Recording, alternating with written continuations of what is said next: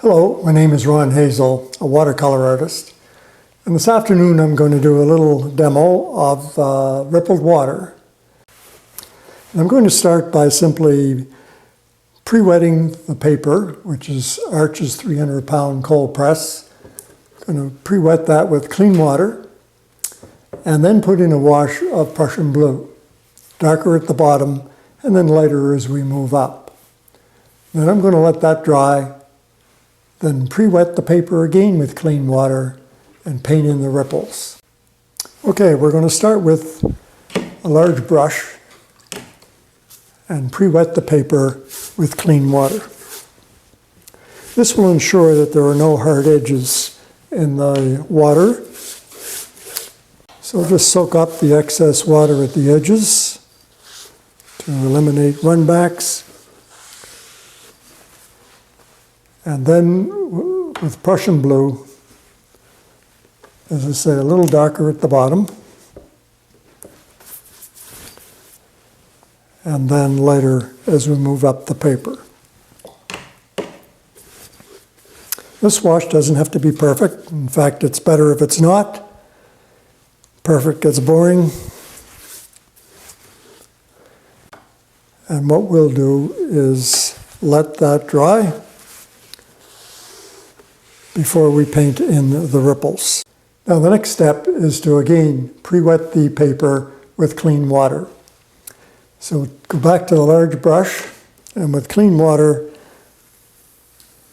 re-wet it. And you notice how much that initial wash has dried back. This is typical of watercolor painting. Put the pigment on darker than you think you need. There's an old saying, if it looks right when it's wet, it's wrong. So we're just re-wetting about 2/3 the way up the paper with clean water. If we put them in too soon, they're going to bleed and we'll lose the effect of the ripple. If we wait too long, then we'll end up with hard edges, and that will not read as ripples in the water. We need a sort of a washboard effect, a gradual variation from dark to light to dark to light, and so on. So we'll just let the sheen come off the paper, and then we'll paint in the ripples. Again, with the same color, Prussian blue. Now we're ready to paint the ripples. So I'm going to take some Prussian blue again. And if you're not sure whether the paper's too wet or too dry, just do a trial stroke, like so, and see what happens. If there's too much bleeding taking place, then the paper is still wet.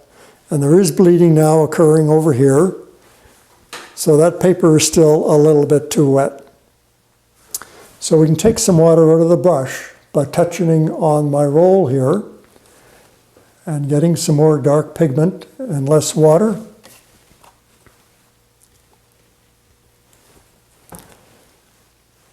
And now there's less water on my brush.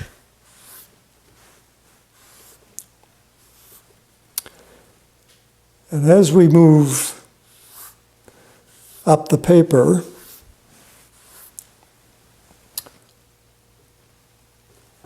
the ripples will become closer together and smaller. We want to interlock them. We can eliminate that feathering by taking a Hake brush that's bone dry and just sweeping it in the directions of the ripples. And that will soak up the excess water and eliminate the feathering.